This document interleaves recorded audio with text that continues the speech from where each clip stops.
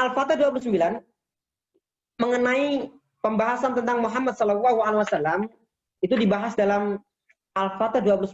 Ini menarik ya, ini surat yang menarik, ayat menarik, karena kalau kita temukan dalam Al-Quranul Karim hanya ada satu-satunya ayat, yaitu Al-Fatah 29, yang di dalam ayat ini di sana ada huruf mulai alif ba ta sampai huruf ya.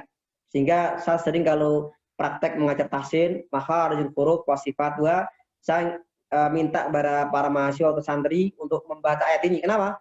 Ini sudah mewakili semua huruf. Jadi ini ayat yang unik. Kembali ke materi tadi, bahwa ayat ini Allah Subhanahu wa taala ingin menggambarkan betapa tentang sosok Rasulullah SAW. Pertanyaannya, kalau orang tanya, bagaimana sosok Rasulullah?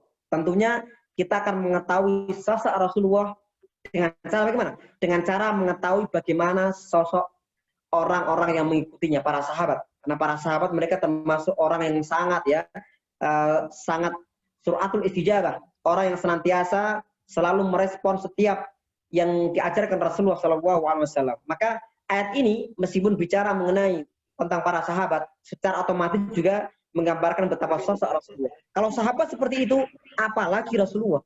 Muhammad Rasulullah. Muhammad adalah Rasulullah. Walladzina ma'ahu asyidda'u 'alal kuffar. Orang yang bersama beliau yaitu para sahabat, asyidda'u 'alal kuffar. Mereka adalah orang yang tegas kepada orang-orang kafir. Ruhama'u bainahum. Dan di antara mereka saling menyayangi. Jadi di antara sifat para sahabat ya, yang tentu harus kita tiru ya. Mereka sesama dengan para kaum mukminin, antara Ansor Muhajirin, itu mereka dekat, ruhama'u bainahum. Satu dengan yang lain saling membutuhkan, saling tawasau bil haqqi wa tawasau bis sabr. Saling menyayangi, saling peduli dan seterusnya. Tetapi mereka asyidda'al kufar, mereka juga tegas kepada orang-orang kafir. Jangan dibalik ya. Kalau sekarang kita menemukan bahwa sebagian kaum muslimin yang mereka mengaku sebagai seorang muslim justru malah lebih dekat dengan orang-orang kafir, tetapi mereka begitu kerasnya dengan orang yang beriman. Ini bukan akhlak sahabat. Kemudian tarahum ruk'an sujud.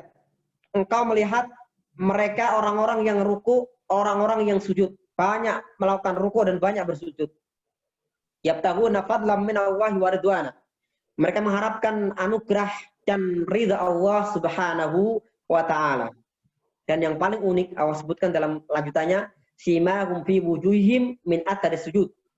Tanda mereka bisa Anda lihat dalam wajah mereka min athari sujud, dari athar sujud. Jadi para sahabat karena mereka banyak bersujud, itu kita bisa melihat bagaimana athar mereka.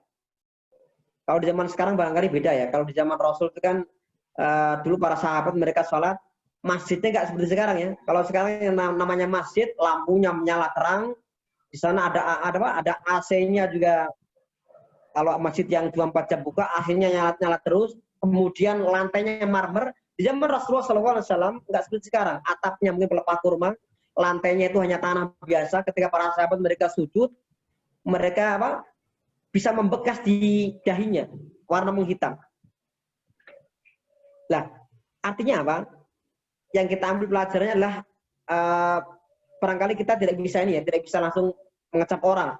Anda ini dahi Anda warna hitam berarti Anda banyak sujud. Tidak bisa ya. Bisa jadi sekarang itu kan kadang ada orang yang dahinya hitam mungkin karena habis bekam misalkan.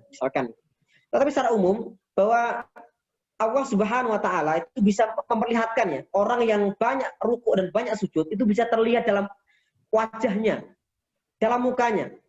Misalkan ya, orang yang jarang bersujud, jarang melakukan ruku, bahkan tidak pernah ruku sujud, maka wajahnya kelihatan kentara lah, auranya berbeda. Orang yang banyak sujud, banyak ruku, seorang muslim, seorang mukmin, kita lihatlah wajahnya ulama-ulama kita lah, dibanding dengan wajah-wajah mereka yang sangat memusuhi Islam, itu kentara sekali. Kita melihat aura berbeda dalam wajah mereka. Baik,